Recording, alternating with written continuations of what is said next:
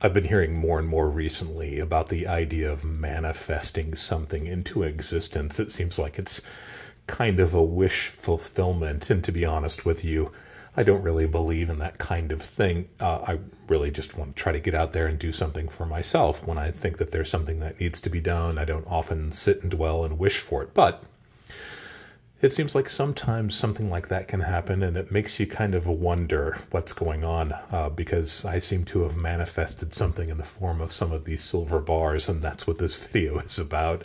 If you are new to my channel, my name is White Cross. You can call me White, you can call me Dub C. I answer to pretty much anything. And if you're one of my returning subscribers, thank you guys as always for being with me here today. If you are new to the channel and you have an opportunity, I would like to encourage you to subscribe to the channel also. Become part of this community. Also, if you're new to the channel, I like to begin each of my videos with a simple disclaimer. That disclaimer is that I am not a financial advisor. I'm not trying to offer you any kind of financial advice. I'm simply trying to share some of my experience having bought and sold precious metals and rare coins for the last 30 or 40 years. I also like to begin my videos with a concept or two that we can work back into the subject matter. So manifestation is not that concept, I promise you, but it does come into play here a little bit, and I think it's kind of interesting. No, the term that I wanted to discuss with you is the idea of retro. So when it comes to precious metals, you have an opportunity, hopefully, at some point to acquire some older bars that were made in the 1960s, 1970s, early 1980s, are often these poured or cast bars. This is an example of an Engelhard 10-ounce bar. This dates to probably the very early 1980s. We might call this a 10th series. So this is a bar that was actually cast, molten silver poured into a mold and then stamped once that mold had cooled and the bar had been removed, with all the information you saw there on the front of the bar. That's a cast bar or poured bar. And the supply of those does not meet the current demand for those. So there are some silver producers who have capitalized on that and have started producing bars that look like these older bars, but are actually made recently. So we call those retro. In fact, that's the name that allengelhard.com uses. All Engelhard, one of the most important online references for vintage silver and a little bit of gold products. They cover not just Engelhard, but many other refiners and distributors from back in the day. And they have noted this new kind of phenomenon also, the fact that the market seems to want more of these old bars, these kind of poured or cast bars, than there are out there. So some of the silver manufacturers today are making bars that kind of look like those older bars.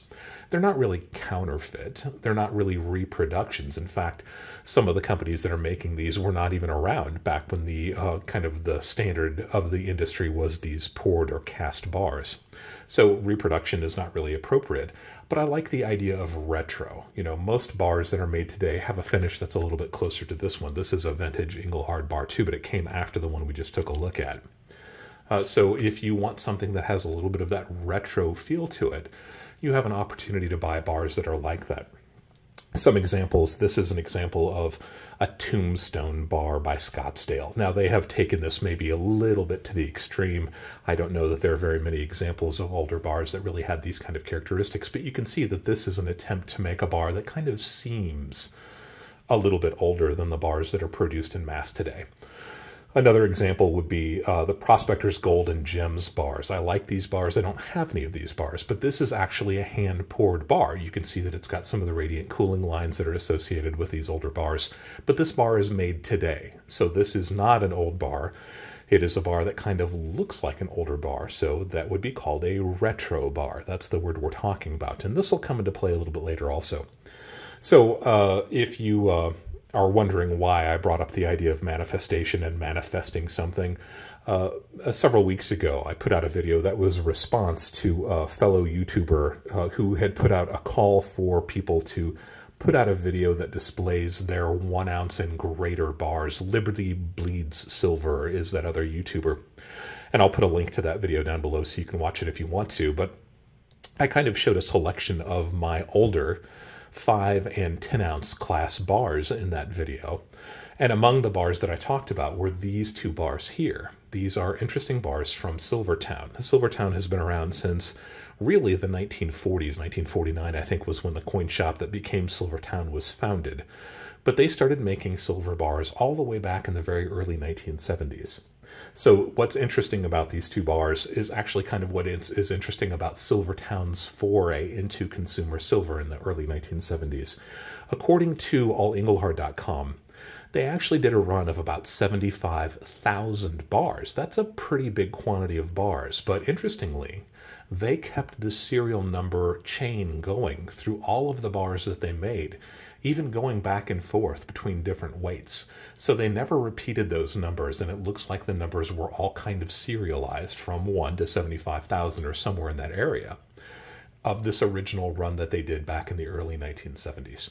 And what we see here is this is an Engelhard bar, one of the bars that I talked about in that other 1 ounce challenge video. This is a Series 2 bar from Silvertowne from this period of time. They actually made one that was a little bit earlier than that, but this is a Series 2 and this is a Series 3 bar. And we know that because of the terminology that's used here on the bar. We also know because of the cooling bubbles, the serial numbers on the back. We know that these are part of those original series of Silvertowne.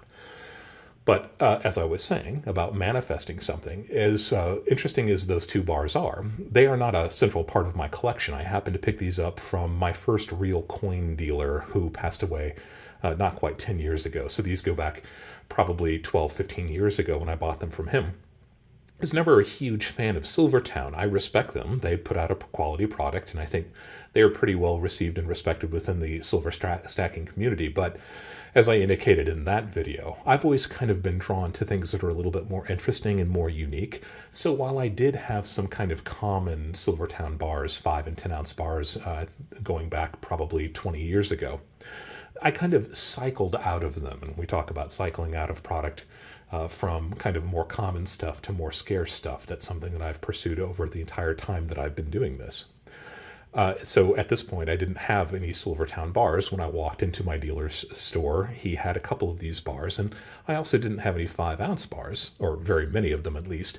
And he offered me a good price for them, so I picked them up. I put them in the safe deposit box, and I really forgot about them until several years ago when I was perusing allinglehart.com's website, and I realized that these were original bars. These were some of the early ones. Like I said, we know that because of the font that's used, the verbiage that's used, the serial numbers. So kind of neat, and I talked about those bars in that 1 ounce challenge video. And then I happened to walk into one of my local dealers about a week and a half ago, and they had just gotten in kind of a big group. I wouldn't really call it a collection. It was a big box of silver bars. Most of them kind of run-of-the-mill Engelhard 1 ounce bars, that kind of thing. Not the really truly old Engelhard. I know that a lot of people collect the later Engelhard bars. There is a diehard Engelhard community out there. I count myself as one of those folks. But I've got plenty of those, and it wasn't really what I was after. But as soon as I saw these bars, and all 3 of these bars were lying there, along with another interesting bar, whose video I will be doing very shortly. Keep your eyes open for that. As soon as I saw these bars, I thought those look like Silvertowne 2nd and 3rd series bars. So turning them over, I found out that they do have the serial numbers and the cooling lines and the right verbiage. Voila, those are 2nd and 3rd series Silvertowne bars. And yes, I was able to pick them up for my dealer. My dealer always gives me fantastic deals, and if you're watching, thank you as always. So I picked them up. I brought them home, and I was studying them. Glad to have them. You know, it's kind of neat to have pieces that you know are original. They've got fantastic original tone on them. You can tell that these haven't been cleaned. The cooling bubbles, the cooling lines on them, these are about as original as a bar like this comes. And I was happy to get a hold of them. So again, refreshing my memory, looking them up on allinglehart.com. Their earliest bars, 75,000 run. These bars are included in that 75,000 run, so we know this. And Silvertowne also kind of hedges the number of these bars that are still in existence. If 75,000 sounds like a pretty good number of bars, take into account that these bars came out before the really big silver runs started, and that would have been, you know, 1979 to 1980. I talk all the time about the Hunt brothers cornering the market, and at that time, anybody that had silver in any form was probably selling it to their local coin shop, or the people that just sprung up out of nowhere, who were buying and selling gold and silver, and were selling it directly to smelters. A lot of these bars went to London good delivery bars. You know, those are the contracts that are traded on global markets, and those are those great big 1,000-ounce nominal bars of 999 pure silver. So all of your grandparents' silverware, all of your silver rings and jewelry, everything else went into the crucible, including these smaller bars, because this is not the kind of thing that would be traded on a global commodity, global scale. And they went to, frankly, a lot of 90% silver coinage probably went into those crucibles, and it all went to forming these large 1,000-ounce bars that were probably being sold on commodity markets around the world. So All Englehart actually makes note of that, and they say, in reference to this group, if we take again at 75,000 bars, remember that goes across all of the weight classes that Silvertowne was doing at the time. So that would be 5-ounce, 10-ounce, I believe also 50-ounce and 100-ounce bars. They all shared that same serialization of that 1 to 75,000. They say, Silvertowne, or rather, All Englehart says, quote, "Without a doubt, a high percentage of these ingots have been melted over the years." That is perfectly logical, and I believe it too. So if 75,000 sounds like a lot, remember we're talking about several different class sizes of bars, and then you take into account that a lot of these bars were melted over the last 40 or 50 years. How many of them are surviving still? They go on to say, All Englehart goes on to say, many did not survive the great melts, so actual surviving examples are likely far less. So what do we know about these bars? Well, the second series bar, if we're going to take a look at this one, they estimate, All Englehart estimates, and they do a pretty good job of estimating bars, and they've actually got the criteria that they use for their estimations, and you can look that up, and I'll leave a link to All Englehart down below so you can follow up if you'd like to. They estimate that only 7,500 of these second series bars were made in the first place. That's not a very big number, 7,500, right? So if you slash that by 50% or 70%, who knows how many of these actually were melted, you're left with probably just a few thousand of these bars still in existence. That's a pretty scarce series. And I'll put an example, or a couple of examples rather, of these bars that have recently closed. So these are actually prices that have been paid very recently for examples of these bars on eBay. I like to use sold auctions, closed auctions that actually show prices rather than just the pie-in-the-sky ask that some people do sometimes on eBay. So if we're talking about these are in that $275 to $300 range. I like to use an illustrative amount for silver when we're talking about these because I have no idea what the future holds for silver. You could be watching this 6 months or a year after I shoot this video, and the price of silver may have risen dramatically or may have fallen dramatically. So we're just using kind of an illustrative purposes. We'll talk about $25 an ounce. So theoretically, $25 an ounce in a 5-ounce bar would be $125 worth of silver. So right now, if these bars are worth, again, it's worth what somebody will pay for it, but is the amount of silver in it is worth about $100, $125, somewhere in that range. So with these bars selling close to $300, that's better than twice the amount of the silver that's contained within these bars, right? I think silver actually closed really close to $25 recently. So that's kind of where we are with these. You get an idea of what these are selling for. And I think that that's probably a pretty good indicator that a lot of these bars have been melted and destroyed and lost. We talk about attrition all the time on this channel also. Interesting. So that's the type 2 bars. The top 3 bars, and that's this one that's a little bit more of a rectangle shape. And we know this, again, because of the serial number, because of the verbiage that's used. Fantastic condition on this bar, too. You know, if we talk about these bars in terms of numismatic grading, this bar would probably be a 65, maybe a 64, somewhere in that area. Certainly not bad for a piece of silver that's 45, 50 years old. These bars are even more scarce than the second series. Again, this is a third series bar. So we've got second series bar, third series bar. This is the third series bar. This one, All Englehart actually estimates only about 5,000 of them were made. So again, if we, count half of them as being melted and no longer available, then we're at 2,000, 2,500, maybe even fewer than that. And I've tried to find examples of this online that have sold recently to give you an idea of what these pieces sell for, and there just aren't any reliable auctions to even look at. There are some people who are selling those pieces, and we'll talk about those in just a minute too. Interesting. So we've got examples of these pieces. There are nice bars to collect, but there are newer examples of these bars that have been made recently by Silvertowne. Again, Silvertowne recognized that the people that are buying bars on the market, a lot of them seem to want these older style bars. So Silvertowne has recently, and I think it dates back no more than maybe 5 or 8 years, has released new versions of these bars that are in that retro style that we talked about at the beginning of the video. So they look very similar, very similar. Some people might say a little bit too similar. And I think that's kind of the gray area. Believe me, I know I like to talk about gray areas a lot. Can you blame me? I like silver, and silver's kind of a gray color. Is it okay for a modern silver maker to put out bars that look a lot like their vintage bars?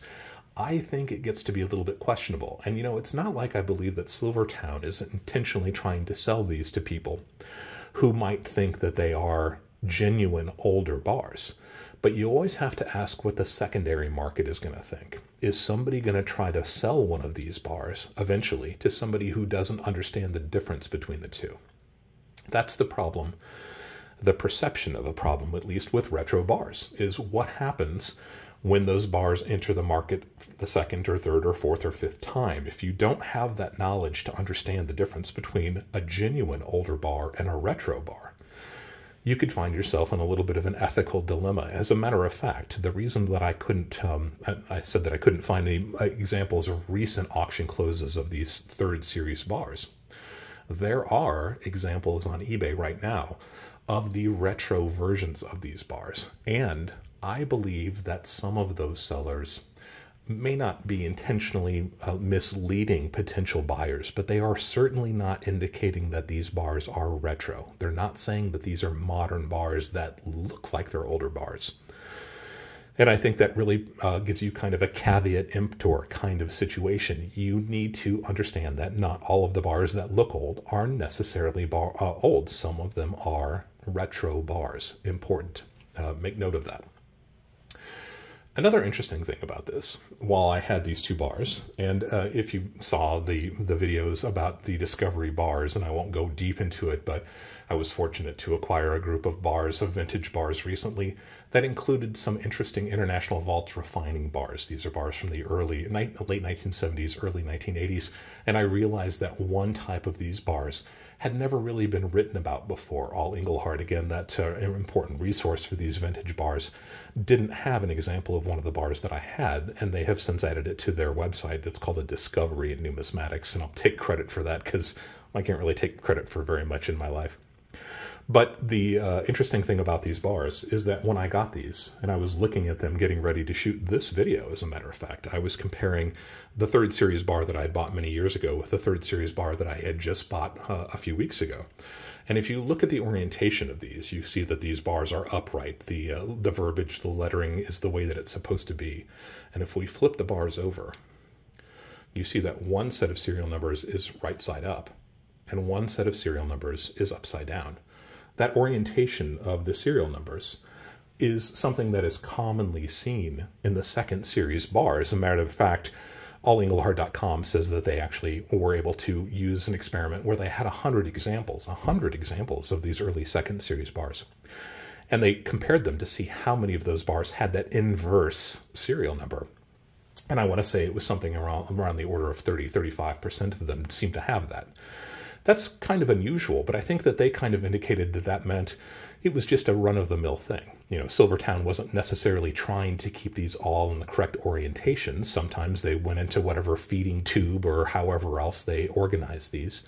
And sometimes they stamped the serial number right side up relative to the front of the bar, and sometimes they stamped it upside down. But interestingly, All Engelhard did not make a note that that happened with the third series bar. So the second series bars like these had that inverse serial number, but they didn't note that that had actually been something with the third series bars like these. So I dropped them a line, got pretty good communication with them. They seem to understand that I'm trying to further the discourse and keep on making interesting discoveries about vintage silver. And I just asked them if there's, if they had noted that before, if it had just been omitted because it wasn't particularly interesting. And they were kind enough to write back and said, Eureka, we hadn't noticed that before. It had never been included in allengelhard.com's information about the third series bar. But sure enough, They happen to have some examples of these bars also. They compared them and they found out that there were indeed several of these bars that have the inverse serial number. I think that's kind of cool. You know, it's not really a discovery. I don't expect them to give me credit for it. But it's an interesting observation that apparently had never really been made before. They're going to dig a little bit deeper into it. It sounds like they've got some other examples of these third series bars, so hopefully they'll be able to update their website very shortly and indicate that just like the second series bars, there were apparently some third series bars that had those inverse serial numbers. Kind of neat, don't you think? There we go. Kind of fun. I got some interesting silver bars that seemed to manifest themselves right after I did a video where I was talking about these second and third series bars by Silvertowne. And sure enough, walked into a store, a local shop, and they were sitting right there. So I was able to scoop them up at a great price, and I've been able to add them to my permanent stack. And now, rather than just having 2 of these vintage bars from Silvertowne, I guess I have 5 because they're not going anywhere, part of my permanent collection. If you have any questions about the bars that I've talked about here today, by all means, leave a question down below. If you have not subscribed to the channel, I would love to have you be a subscriber to this channel. It would mean a lot for me to have you join this community. If you've got any questions about any of the other videos or items that we've talked about recently, leave a question down below. If there are other video series or videos you'd like to see me make, leave a comment and I'll see if I've got the knowledge base and examples so that we can maybe make a video or even a series out of some of the other questions that you might have. And as always, thank you for allowing me to be a part of your journey as you go deeper into the world of coins and physical precious metals.